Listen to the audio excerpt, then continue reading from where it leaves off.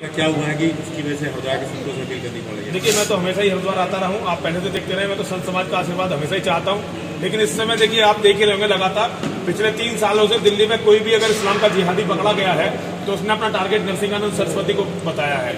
पहली बार जैसे मोहम्मद, जो इसकी साउथ एशिया की सबसे बड़ी ताकत है, जिहादी ताकत, उसने एक आदमी को मारने के लिए अपना पूरा नेटवर्क लगाया हुआ है।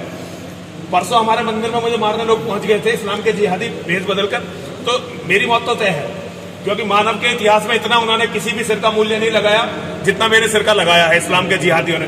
तो मेरी मौत तो तय है, लेकिन मैं चाहता हूं कि मेरे जीवन का एक एक क्षण, एक एक सेकंड मेरे जीवन का अब सनातन धर्म के काम आए।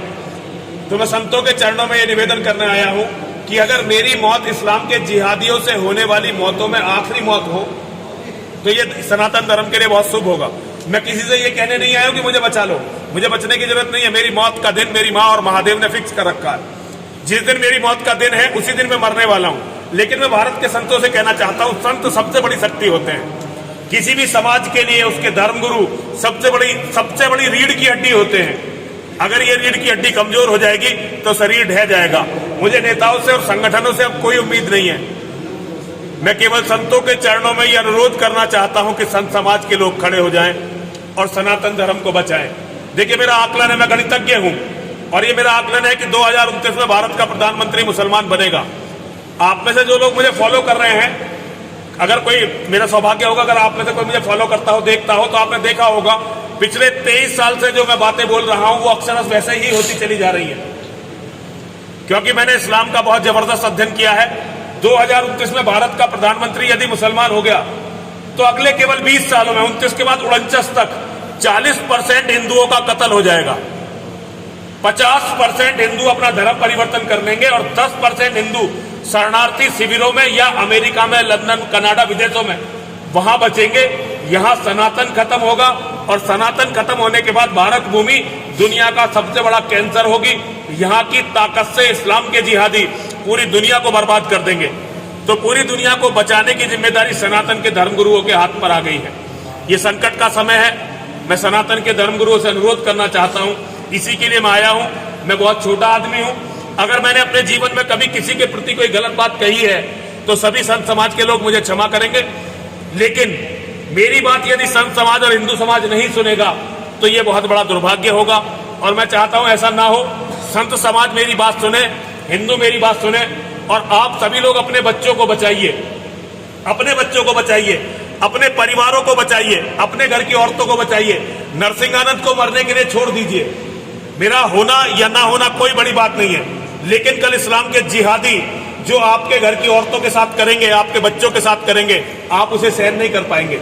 इसीलिए सनातन को बचाइए, सनातन को बचाइए, सनातन को बचाइए। केवल इतना ही मेरा कहना है। महाराज, पहले भी आप आए, हरिद्वार आए हैं, तो आता ही रहता हूँ। संतों से समय समय पर आपने आह्वान किया, लेकिन बहुत कम संत निकल के आए, जबकि संतों की नगरी है, संत भरे हुए हैं। आप बहुत बड़ी देखिए, कोई साथ आए या ना आए, लोग लगातार देख रहे हैं। मैं तो पिछले 20 सालों से हरिद्वार आ रहा हूँ, लगातार हरिद्वार आ रहा हूँ, अपनी बात कह रहा हूँ। कोई मेरे साथ आए या ना आए, ये तो उनका काम है। मैं योगेश्वर का भक्त हूँ, योगेश्वर का अनुयायी हूं, और योगेश्वर श्री कृष्ण ने मुझे आदेश दिया है कि मैं अपना कर्म करता रहूं। उसका परिणाम क्या निकलेगा ये योगेश्वर जाने, ये मेरे हाथ में नहीं है। मेरा केवल इतना ही है कि मैं अपना कर्म करता रहूं।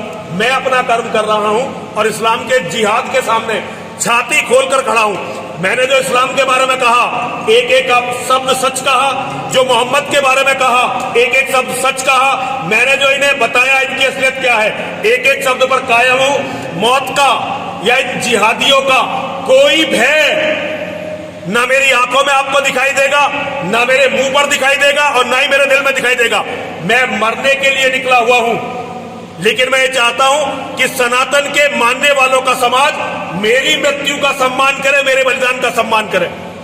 महाराज जी, किराना के बाद अलीगढ़ के कुछ क्षेत्रों से हिंदू, केवल अलीगढ़ मत देखो, यहाँ हरिद्वार में बहुत पलायन हो रहा है, गाजियाबाद में बहुत पलायन, दिल्ली में पलायन हो रहा है। भाई, हर जगह से हिंदू भाग रहा है। पता नहीं हिंदू कहां भागना चाहता है, कुछ समझ में नहीं आ रहा। बहन बेटियों को छोड़ के भाग रहा है, घर संपत्ति को छोड़ के सब छोड़ के भाग रहा है। पता नहीं साले कहां तक भागेंगे ये हिंदू। भाई, कहीं तो रुको, कहीं तो लड़ो। पूरी दुनिया में केवल एक कौम रह गई है जो इन जिहादियों से पिटती है। जरा से यहूदी नहीं पिटते, बौद्ध नहीं पिटते, ईसाई नहीं पिटते, कोई नहीं पिटता इनसे। पता नहीं कैसे हिंदू कौम ये 1400 साल से जागी नहीं, कब जागेगी कुछ समझ में नहीं आ रहा। लेकिन मेरा निवेदन है, जाग जाओ भाइयों। अब अंत आ गया। अब भागने के लिए जमीन खत्म हो गई है। अब तो भागने के लिए जमीन खत्म हो गई है। गंगा मैया भी शरण नहीं देगी। गंगा मैया कहेगी इतनी लाशें कहां समाएंगी। अब भागने के लिए जमीन खत्म हो गई है। भाई जाग जाओ, जाग जाओ, जाग जाओ। अगर आप ये वीडियो YouTube पर देख रहे हैं तो हमारे चैनल को सब्सक्राइब करें और बेल आइकन को दबाना ना भूलें। अगर आप Facebook पर ये वीडियो देख रहे हैं तो हमारे पेज को लाइक करें।